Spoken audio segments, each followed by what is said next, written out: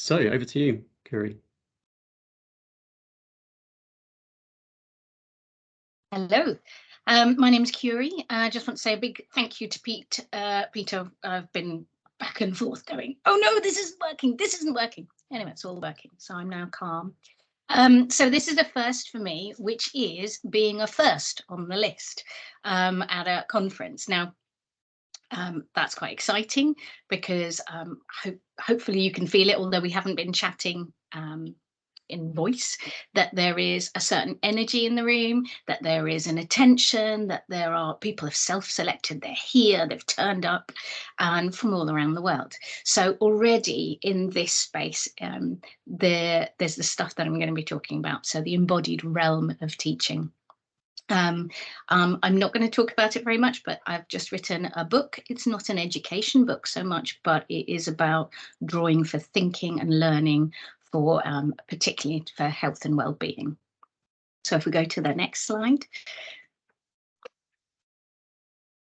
That's wonderful. Sorry, Peter, I can control the slides, is that right?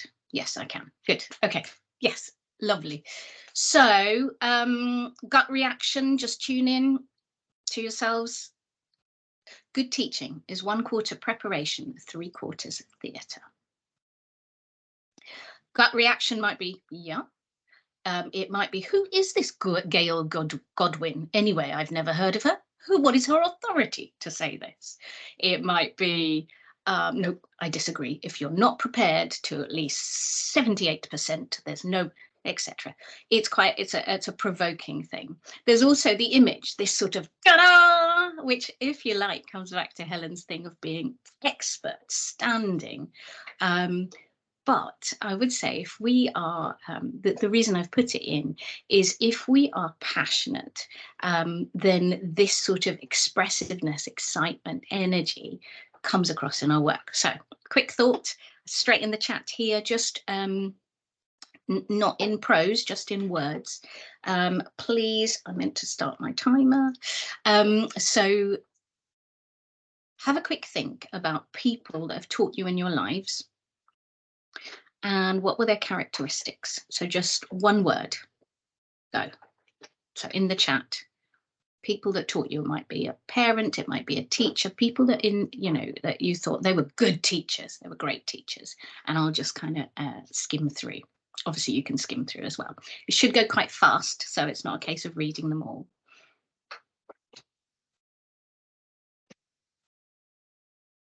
Just going to pause while we do that. Okay. There's some really interesting comments coming up. If you look at the comments, I'll just do some, a broad sort of sweep. There are, do you think of them as artists, these people? Or what about artisans? A bit like that word of expert and expertise. An artisan are people that were deeply invested in the craft of teaching their discipline. Were you taught by somebody with the grace of a dancer, the keen insight? I'll use some of the words you've said. People that attended to you, that were caring, people that knew their subject, people that listened. And then we've got things like inspiring, enthusiastic, passionate, but we've also got patient. And it may simply be people that wanted to be there, quite simply, and people that were pleased that you were there. So if you like, that's why I like this idea of performance, but not or kind of on stage, but more if you've ever done sort of improvisation, that sort of playing with and being within and being part of, being situated. I'm just going to see if there's any other words. So not sure about performers. That's fine. Funny. More than 25%. The way they intoned things, they were different, they were quirky, there was something that pulled them out. So I'm not passionate about the fact that it's performance. I am passionate that it is iterative, that teaching is about being in a space and place with the people, with the content, inspiring people. Ooh, I cannot move forward Peter, something has happened. If you could move me forward. It says it has, person has turned it off. So this is me, quick me. Now, if you, when we meet each other, and if we meet each other on Twitter or LinkedIn, we're a fascinating bunch. There's a lot of life that we've had, a lot of experiences that we've had. So here's a quick snippet of mine. I trained as a medical doctor, did pharmacology because I loved science. It was fascinating. So I did that in a year, a degree in a year, and then became a doctor, had students, thought, oh, I really came alive with students. I'm from a background of teacher. I'm from a family of teachers. So I switched into lecturing, taught health professional students, and we had to deal with difficult, tricky topics. Just going to check my time. Things about death, but actually more about the shift in self and identity and role when illness invades your life, because it's often kind of a slam into people's lives. I got passionate about how we learn. I had lots of students, mainly taught nursing students, who had dyslexia, and they were struggling, especially with science. So I started being more playful and creative. I got known for being the creative one. Go and see Curie, she's the creative one. I then did more training in education, so how we learned with my master's. And alongside that, I did some art. Some people said, somebody might want to buy this. Come on, sell it. So I did a bit of that. I then was a coach. So this is with academics and of course students as well, but I've got qualifications in that. And then I started my PhD, which was on drawing. So that was the theme that I got the scholarship for, drawing as a pedagogical tool. Now, I used creative means. I didn't use drawing particularly, and as a pedagogical tool for health professional students. So that was wonderful. So I picked the topic of getting older, our own older age, our own self-aging, and thought, I wonder if, let's do some workshops on expressive mark making. So I now bring all those things together within arts and health as an academic coach, an embodiment facilitator. Now, you guys do embodied stuff. You best may not have the terms, so I'll tell you a bit of my journey. So if we go to the next slide. If you want to delve into the research, it's at Brighton and it's accessible. So it's got a nice catchy title, as all of our PhDs might have. But the big thing about it was that I coined something called generative drawing, and that's what I'm interested in. Drawing that is mark making, that allows stuff thinking to be present on the page, and that it might not mean anything. But it has some meaning eventually once you wrap it in with some thought and reflection discussion. So next page. So again, quick gut reaction. You don't need to write them down. Here are some quick snaps of the drawing. So probably your first thought is something like, oh, that's not very pretty. We didn't do pretty drawings. We didn't do it for art, for product. We did it for process. So next drawing, or next slide.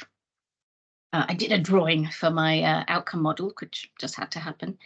Embodiment was one part. If you go to the bottom of the slide, the types of thinking that happen through drawing. So embodiment emerged as one of them. Next slide.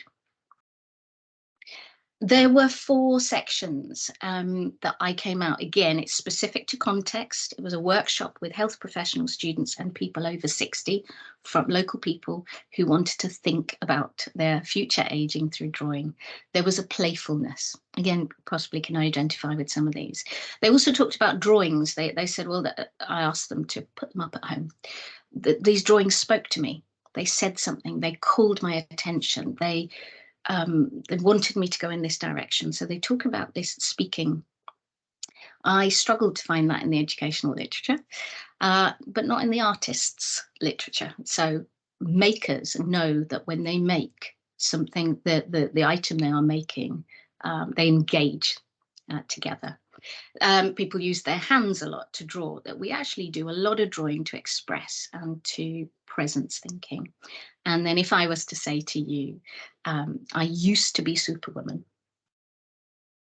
that's a metaphor. And you'll probably go, oh, I know a bit about that. It's just one word or an image. Next slide. So I'll just waffle around this. You can have a read. so I was trying to explain what this was, what had come up in the group, and I just didn't have the words. It's only when I stumbled across people that have talked about embodied cognition, and I was like, oh, thank goodness. And of course, PhD is full of words, and it gave me something. So Elliot Eisner, who Helen has already flagged up, was really helpful to this as well. So in the middle one is about being body in space, body as it interacts. And this is where I think teaching, certainly with a group online and offline, face-to-face, we interact. It's constructivist, but that's what I'm passionate about. But it's also about symbols, what I wear, how I stand. And I like the fact of dwelling with them. So this is Polanyi's. Next slide. So it's much more sensory. So this was, in fact, I might jump this slide.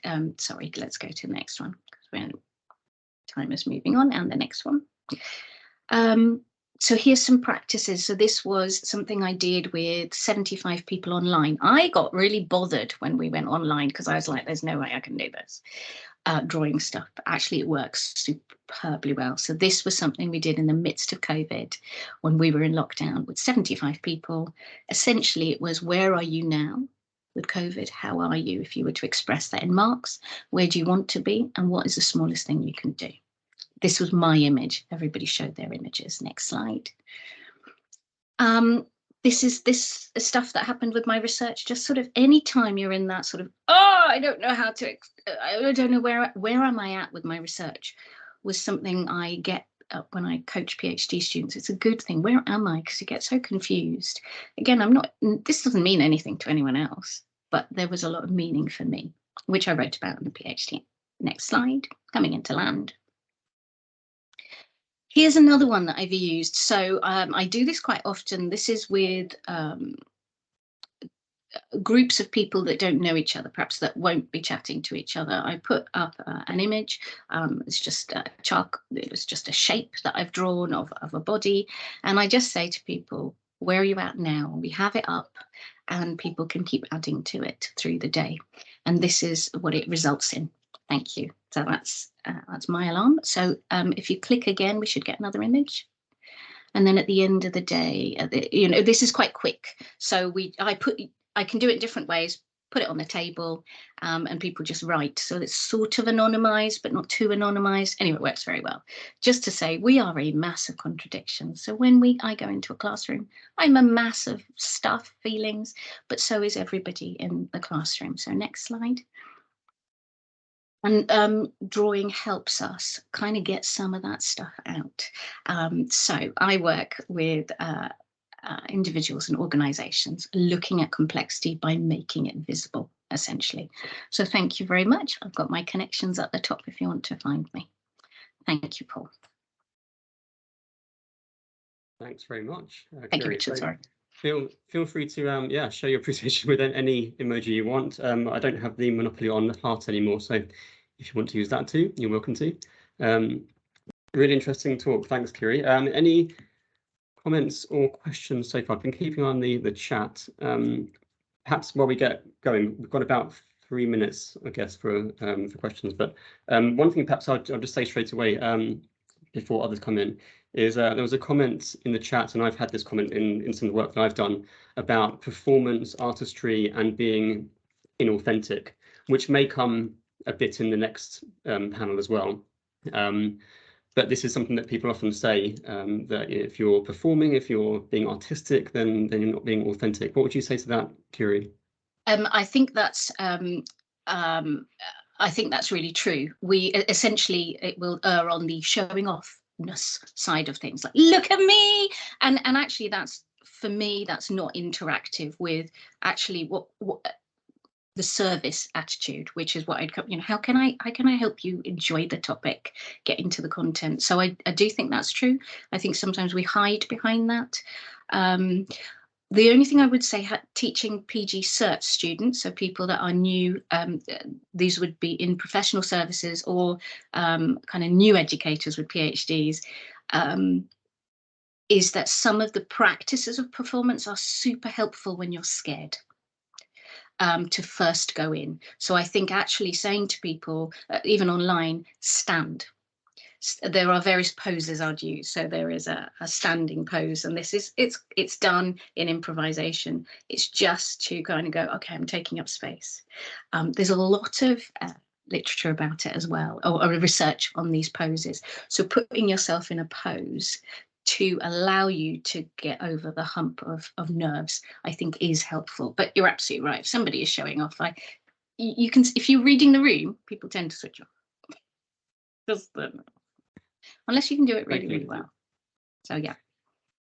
Yeah, and Helen makes a link to the idea of personas, which is something I really subscribe to, that we have different versions of ourselves, and that you might be performing to some extent in that situation. I often think about someone you know really well, if your mum sits at the back of the room and of a class, and they would probably see you in a very different way to the son at home.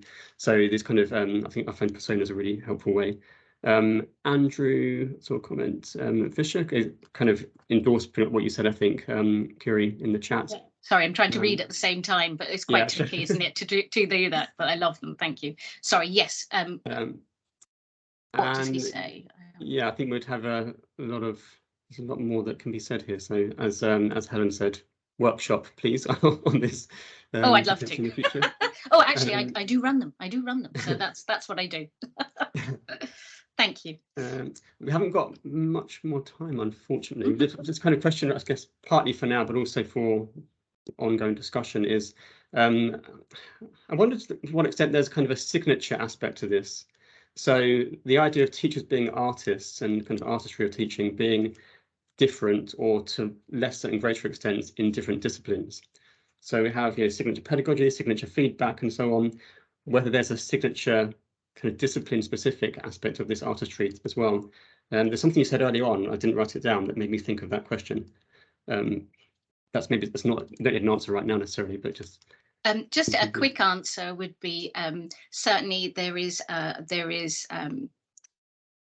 going through the disciplines, I haven't done them all, that I've been in, there is a different state within medicine, within nursing, within with educators, new educators. So yes, absolutely. But there's also there's an adaptability, and I think Phil Race's phrase, which comes out at the end of one a session he runs, is that the student's saying, what's in it for me? And I actually think that might sound consumeristic, but actually they're there. What is it in? Do I hold that? What is in my session for them? What is it that's going to help them? But so I think perhaps there's a different heart for that, and different disciplines train you in different ways. So yes, I agree. There is a different disciplinary persona, and I will go in with a different persona, somewhat, but that's often to get over any hurdles, and then we're fine. So yeah. Great. So thank you for those questions and comments. In the first talk, then you've already come up with the next expertise